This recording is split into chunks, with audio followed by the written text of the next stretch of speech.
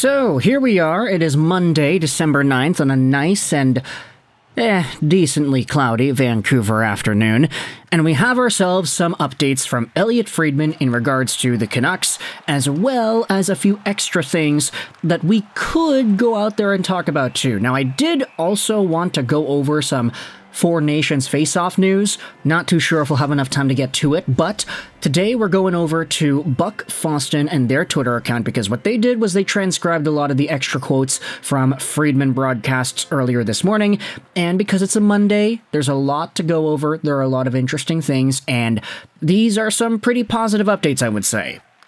So, let's go out there and read some of the tweets made by Buck Foston. According to Elliotte Friedman earlier this morning, sometimes what you publicly say doesn't match what you have to say behind the scenes. In the JT Miller case, it's true. Napa, okay, no, we're not doing that, sorry. It's true. Canucks have told teams in private they are not going to trade JT Miller. And it's a small update, I would say, but it's a very, very good one. It's true, it's damn true, how the Vancouver Canucks do have a plan with JT Miller, how they are willing to bring him back, and they're not looking at this leave of absence or whatever as a situation where it's like, oh, his character is vulnerable, we don't know if he's going to be available for us, so we got to trade him. Oh, we're going to tell the media that he's okay, and then we're going to keep him, but we're actually secretly tossing him around in trade talks. No, it's not like that. They are being truthful here. Elliotte Friedman, at the very least, is the spokesperson of this idea, and I guess you can say that Friedman is just a human being. If the Vancouver Canucks trade JT Miller to the Rangers for Chris Kreider or whatever, if that happens tomorrow, then I think it would catch everybody by surprise, including Elliotte Friedman himself. So I'm going to put a lot of thought into what Fried is going out there and saying, and believe internally that the Vancouver Canucks are not shopping JT Miller. There is no trade talks going on here. Maybe teams are calling about him, like the Rangers were already confirmed to apparently asking about him on the phone, but Patrick Allvin and Jim Rutherford and everybody else involved is like, no, we're not trading him. Like, everything we're saying publicly, we stand by him. We are giving him time and space to breathe. We are allowing him to do his own thing. We are not up his behind trying to beg him to come back. It's all going to plan, and we are not going to trade this dude. Good move. Now, you also had yourselves a paraphrased Friedman quote from Buck Foston saying that the Canucks' plan is to get everyone back, so JT, Forbort, Demko, and then decide how to proceed with trades and the direction of the team this season. This, of course, aligns with some of the earlier thoughts we had heard about the Vancouver Canucks, because with their injuries to Besser and to Demko and to Forbort, and I guess now you could say Filip Hronek, the Canucks were in a pretty vulnerable spot. Okay, they needed more defense. Without Hronek, they've got Myers, Juleson, and whomever else on the right side, Desharnais. With Forbort out, you have Erik Brannstrom playing extra minutes, you've got Quinn Hughes playing 30 minutes a night. When everybody is back, the team will be better. And at that point, it will be the time to decide where they could go and what options they might explore. I think, it's actually fairly good to have the season play out the way it has, because now it's like, okay, what if in the playoffs JT Miller is out? What if in the playoffs Thatcher Demko is out? Now you know you've got Kevin Lankinen. Now you know Erik Brannstrom is an available, actually good hockey player. Now you know that Carson Soucy can actually start to hold his own. Now you know Noah Juleson can play well, sometimes.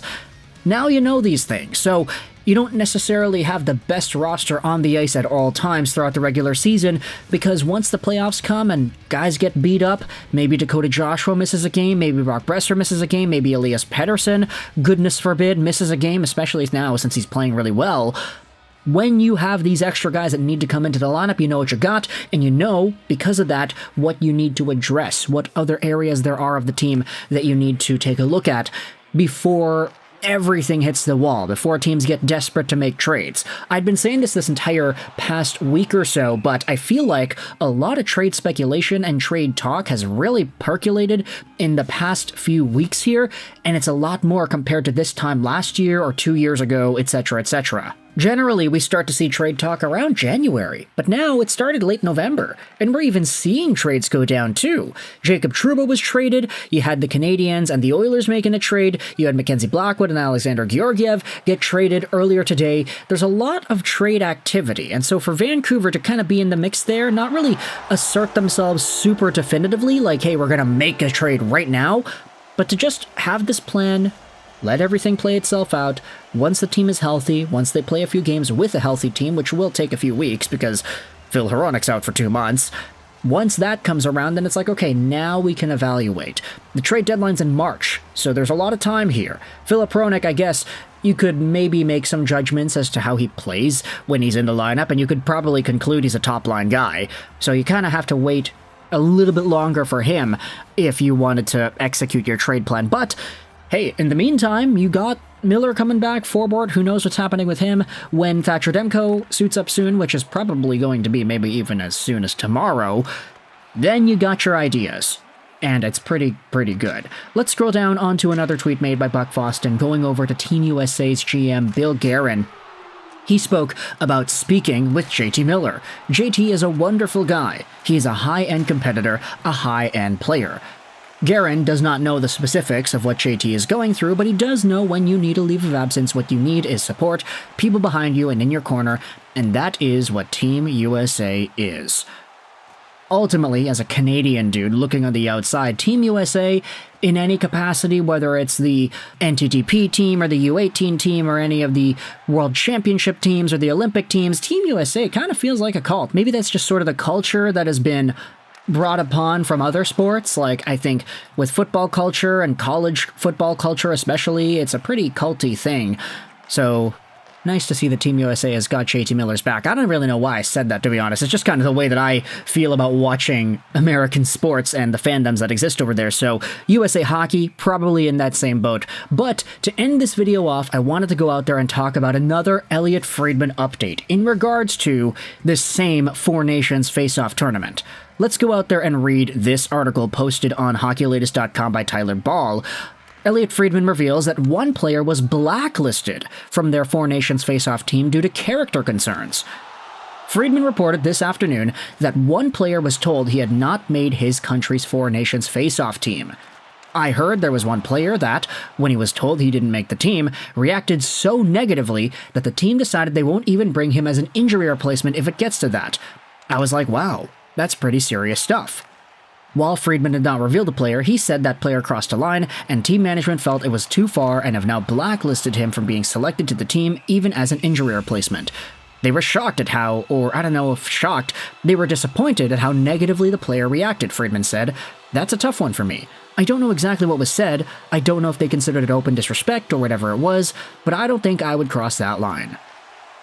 Now, Four nations, right? 4 teams. There are only Canada, Finland, Sweden, USA. We don't know what team this player was on. We don't know how he reacted in particular, but we do know that there was a player that does exist whose response to not being placed on his team was so negative that the team itself is like, okay, we're not even going to think about you anymore, even if some of our guys get injured. Like, that response was so negative, we don't even want to think about your personality being in this locker room and being on this team.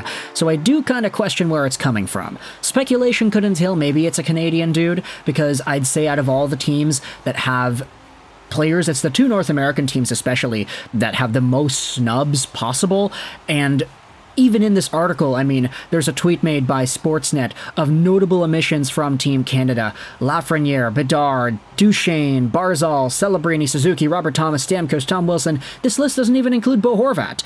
And maybe a person from Team Canada went out there and was pretty pissed off that they didn't make the team, because we know that Team Canada was calling players to say, hey, sorry, you're a good player, but you didn't make the team.